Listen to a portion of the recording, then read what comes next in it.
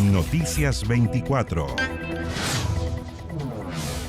¿Qué tal? ¿Cómo están? Buenas tardes. Bienvenidas, bienvenidos por si se incorpora a esta hora a nuestra sintonía. Vamos a comenzar el desglose de las informaciones. Bueno, usted sabe, hay preocupación por la seguidilla de homicidios que se han registrado en nuestro país. De hecho, hoy el gobernador Claudio Rego cifró en 16 las personas asesinadas durante las últimas 2 semanas en la región metropolitana y dijo que no se puede descartar un estado de excepción para Santiago.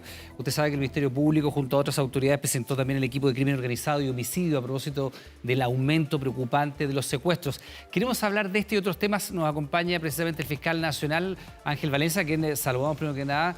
Fiscal, ¿cómo le va? Buenas tardes. Gracias por estar junto a nosotros. Hola, buenas tardes. Un gusto saludarles a ustedes y a todos los televidentes de TVN.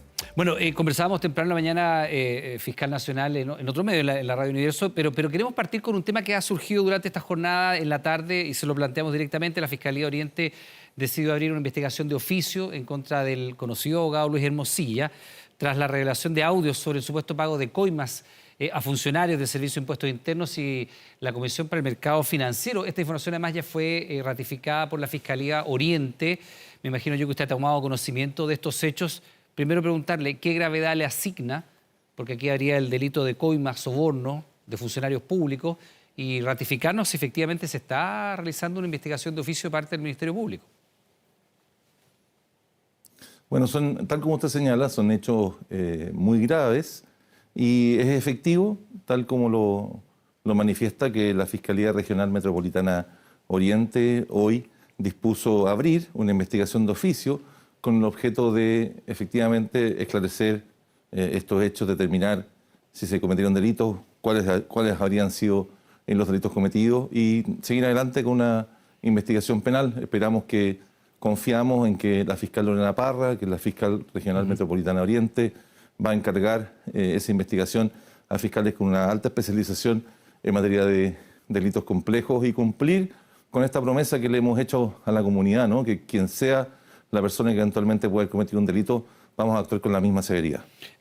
Usted dice delitos complejos, me imagino yo, se refiere por supuesto a eventualmente los montos, eventualmente el tramado de poder que hay aquí y la capacidad de corromper funcionarios públicos, ¿no? Y no solo eso, sino que la naturaleza de los delitos mismos, ¿no? Estamos hablando de lo que para que la comunidad, quizá empleando en expresiones más del lenguaje común, lo que llamamos delitos de cuello blanco, es decir, delitos que son cometidos no por asaltantes comunes, sino que por personas que cometen delitos desde sus oficinas. Y cuando se trata de delitos de esa naturaleza o denuncias de esa naturaleza, por supuesto la complejidad suele ser mayor, la cantidad de diligencias que hay que realizar, la evidencia que hay que examinar. No es que las causas se dilaten o se complejicen, porque simplemente la intención es porque no se ponga mayor cuidado, mayor preferencia, prioridad en ellas, sino que más bien todo lo contrario. Son delitos que requieren un conjunto de pericias, de investigación de correos electrónicos, de revisar este audio al que usted hace alusión. Entiendo que según se me ha manifestado, según se me ha informado, que se hace alusión a distintas actuaciones que afectan a distintos servicios públicos.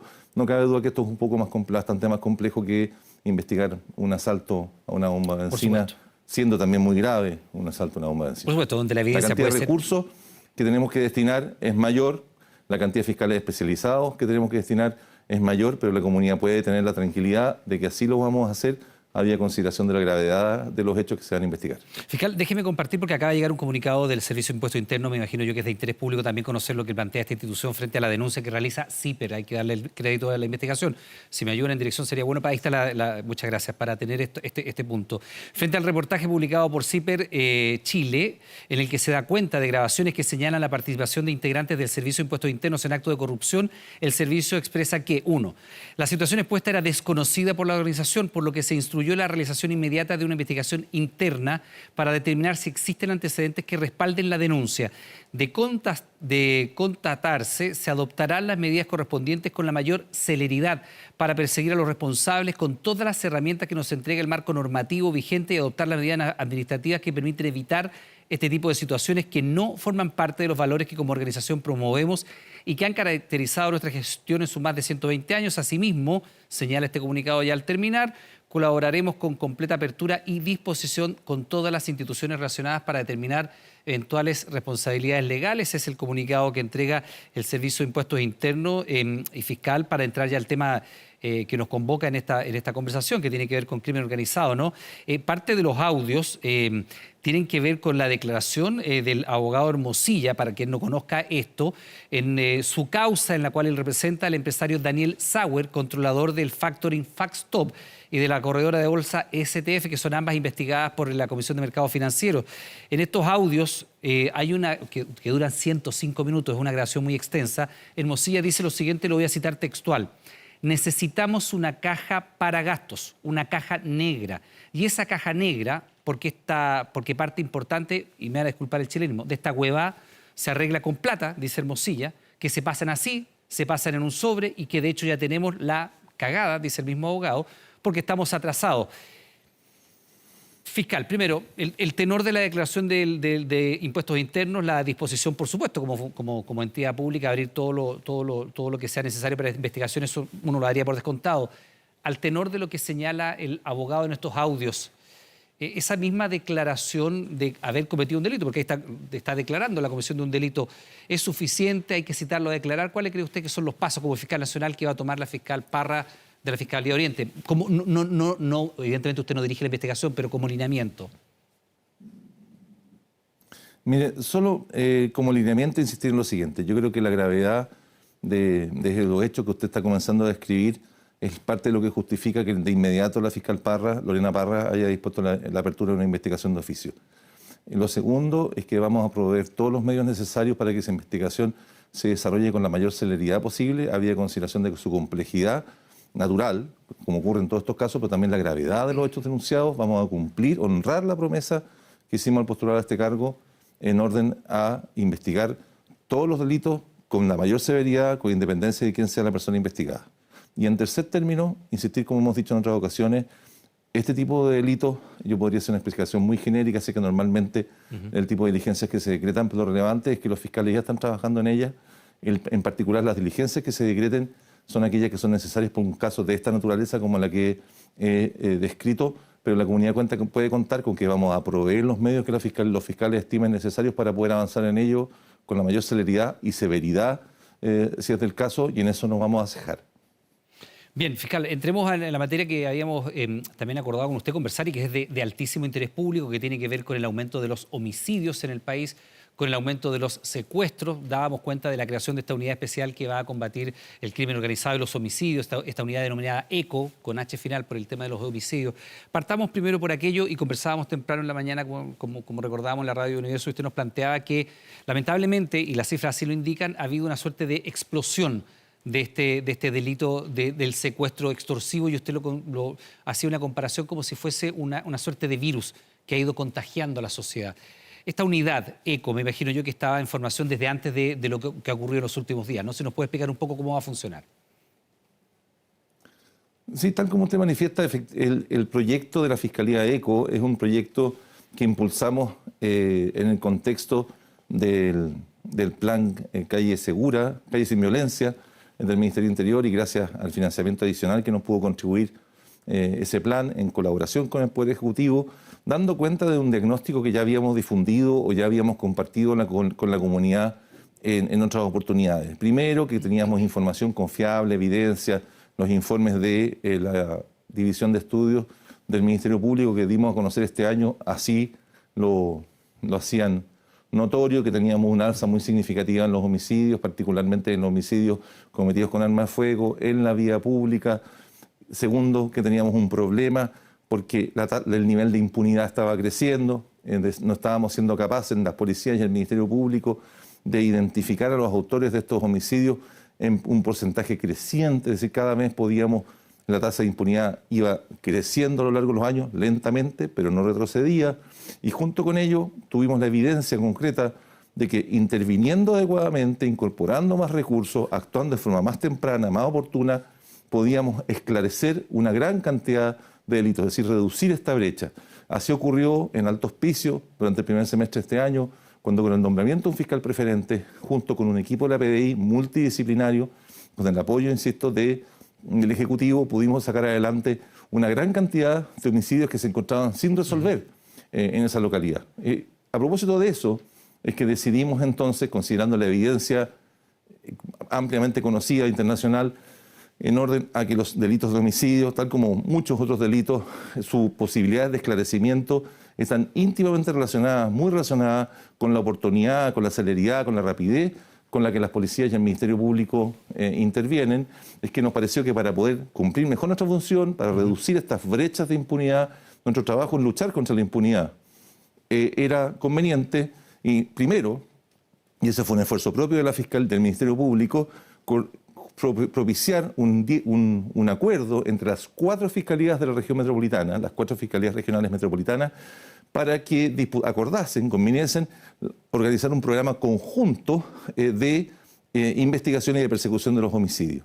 A propósito de esa iniciativa que comunicamos, surgió la propuesta de parte del Ejecutivo, de parte del Ministerio del Interior, en orden a proveernos de financiamiento adicional en el contexto del plan Calles sin Violencia, para que este programa lo pudiéramos extender ya no solo a la región metropolitana y esta experiencia piloto, podríamos decir, en Alto Hospicio, sino que también a 10 comunas o 10 regiones dentro del país donde el problema se había ido acrecentando de forma significativa.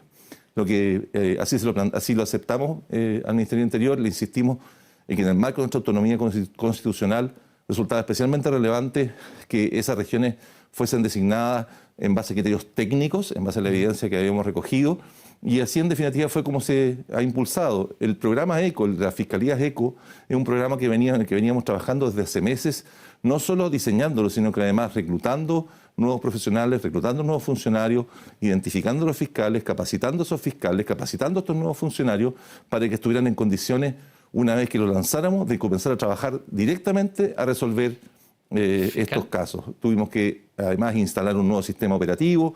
Ese es el objeto del plan: mejorar nuestras capacidades de reacción oportuna, de reacción inmediata en los casos de homicidios cometidos en contexto de crimen organizado y de secuestros cometidos en crimen organizado. Fiscal, evidentemente, y usted también lo ha señalado y lo conversábamos la mañana, este es un tipo de delito importado de alguna manera. Evidentemente el secuestro extorsivo, como años atrás el sicariato, no eran realidades propias de la cultura delictiva o judicial chilena. Nosotros hace 10 años probablemente, si hubiera aparecido algún caso de sicariato, habría sido de altísima connotación pública. Hoy día no es extraño que operen sicarios en Chile. Si uno va para atrás, hace 5 o 10 años atrás, el delito del secuestro extorsivo era una realidad poco común, bastante ajena a nuestra cultura. Datos del mismo Ministerio Público, entre enero y agosto de este año han ingresado más de 600 denuncias de secuestro. ¿Está asociado este tipo de delitos a la inmigración ilegal? ¿Es un tipo de delito netamente vinculado con ciudadanos extranjeros sin estigmatizar ninguna nacionalidad, sino que reconociendo que por lo menos en 2 de los últimos 3 hay participación de ciudadanos extranjeros? El de Rancagua y uno de los 2 de Iquique fueron cometidos por bandas en las cuales participaban básicamente ciudadanos colombianos y venezolanos. ¿Son delitos importados, fiscal? Mire, lo que muestran nuestros números en torno, por ejemplo, a los homicidios es que, si bien la cantidad de homicidios ha ido significativamente aumentando, la mayor parte de los homicidios aún siguen siendo cometidos por chilenos. Lo que ocurre es que el porcentaje de imputados, de los que conocemos, no de los que no conocemos, pero por lo menos de los que hemos podido identificar, el porcentaje de imputados extranjeros ha ido creciendo también de forma significativa. Todavía siguen siendo un mayor volumen los chilenos. En el caso de los secuestros extorsivos, el punto quizá que en los últimos días ha causado más la atención es que nosotros hemos tenido experiencias de secuestro en el cual los secuestradores cobran rescate, ¿no?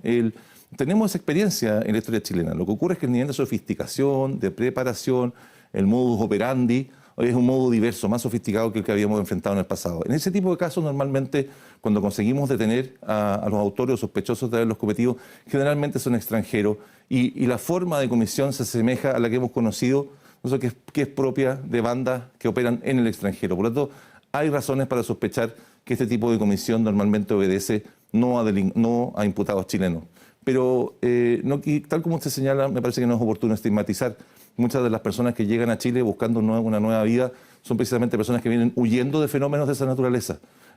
Por lo tanto, si bien se trata efectivamente de actividad delictiva que copia o reproduce formas de trabajo, formas de delinquir que se han presentado en el extranjero, no quisiera asociar una migración irregular necesariamente con este tipo de actividad delictiva, tal como usted mismo manifestó. Fiscal, ¿nos puede profundizar en esta idea que usted esbozaba en la mañana, que dada la emergencia de este tipo de delito y el desafío que plantea para la institucionalidad en su conjunto, para el Ministerio Público que encabeza usted, pero también para las policías, también para el Ministerio de Justicia, también para el sistema penitenciario, ¿no? Son sistemas públicos, son instituciones públicas que están enfrentadas a realidades que son nuevas, emergentes, urgentes. ¿Es efectivo que se pidió asesoría a países donde el delito del secuestro extorsivo es una realidad más ya asentada, como por ejemplo el caso de Colombia? ¿Ustedes tomaron contacto con el equivalente SUPAR del Ministerio Público colombiano para recibir capacitación, asesoría? ¿Y en qué consistió si es que es así? Sí, eso es efectivo.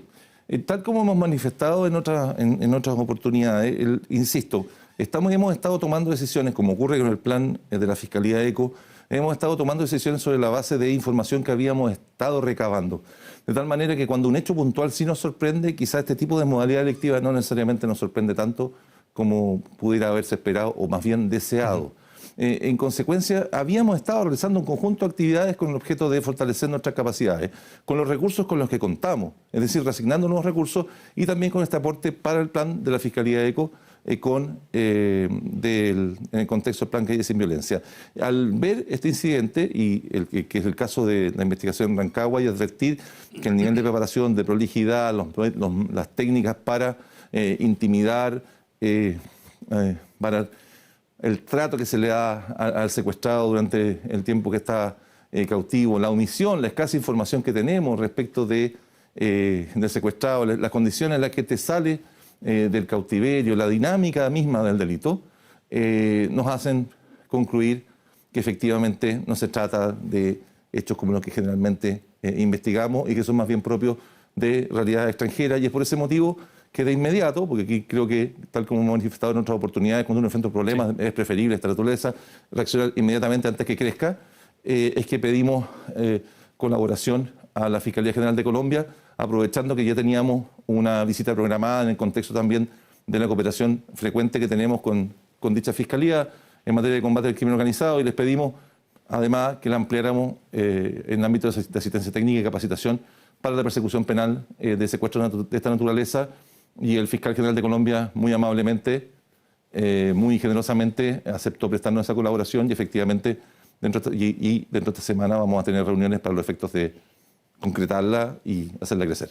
Para que también se entienda en la casa. Y lo mismo, disculpe, y además ha pasado lo mismo con los italianos, ¿no? Le hemos dicho muchas veces, para el combate al crimen organizado tenemos que recurrir a aquellos que ya vivieron, por supuesto, pasaron un camino como este, y que hubieran querido interrumpirlo, ¿no? Hubieran querido en algún momento detenerlo.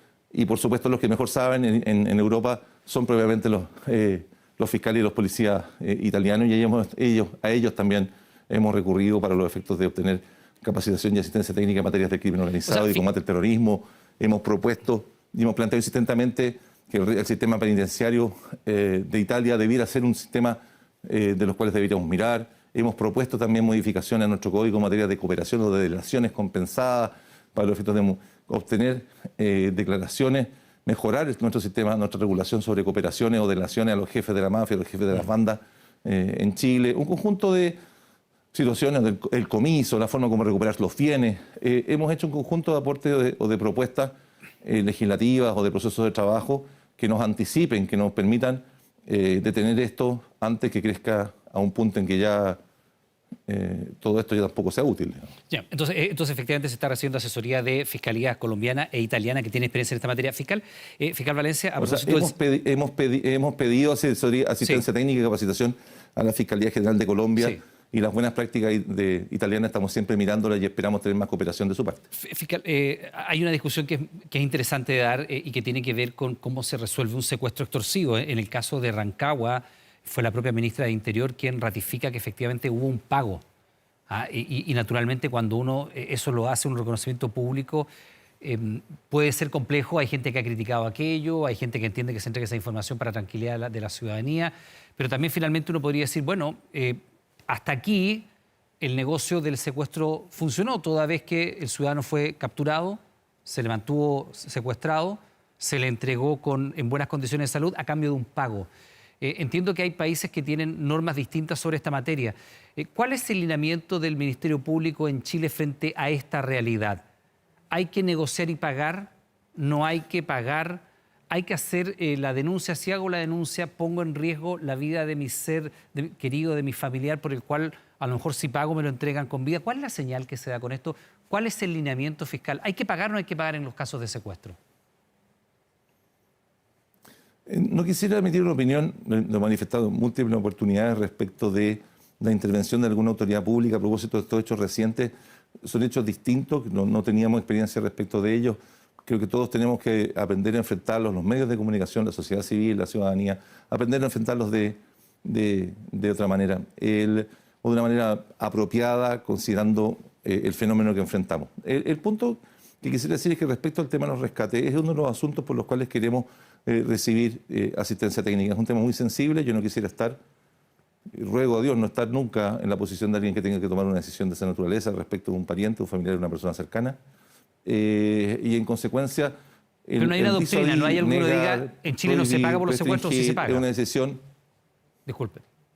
Hemos visto todos periódicamente que efectivamente hay personas que pagan, otras que no pagan, sufren distintas consecuencias. El punto es que cualquier decisión de política sobre este punto no solo tiene implicancias éticas, sino que también tiene implicancias desde el punto de vista de la eficacia de la persecución, además incluso hasta decisiones de política pública, y acerca de ese tipo de asuntos sobre los cuales queremos tener diálogo para tomar nuestras propias decisiones con fiscalías generales que han tenido más experiencia sobre el particular. No cabe duda que uno de los temas sobre los que queremos hablar con la Fiscalía General de Colombia respecto de cómo abordar como fiscalía este tipo de hechos cuando nos corresponde investigarlo.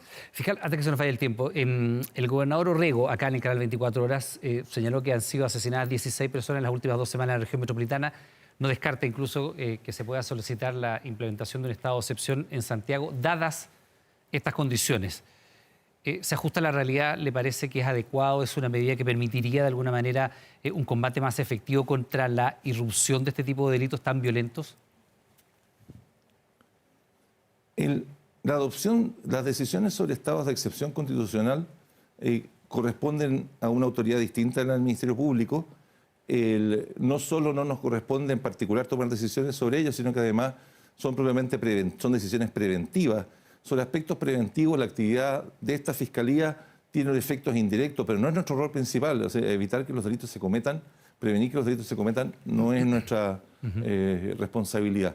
Lo que sí puedo afirmar es que lo que sostiene esa cantidad de casos a los que alude el gobernador Orrego, si bien el número, por supuesto, siempre es llamativo y grave, no es un asunto que a nosotros nos sorprese, nos pille no preparados, porque tal como lo he manifestado insistentamente, habíamos manifestado que en la región metropolitana teníamos un problema serio de aumento de homicidios violentos en cuyos imputados no podíamos conocer, en la que el aumento del uso de armas de fuego era cada vez más significativo, en los que además de los imputados que conocíamos en el país, 2/3 de esos imputados tenían condenas previas y la mitad de las víctimas no tenía condenas previas, lo que daba cuenta que había un fenómeno en el cual probablemente la actividad delictiva era mucho más irrelevante, mucho más incidente en la comisión de estos delitos que en el pasado.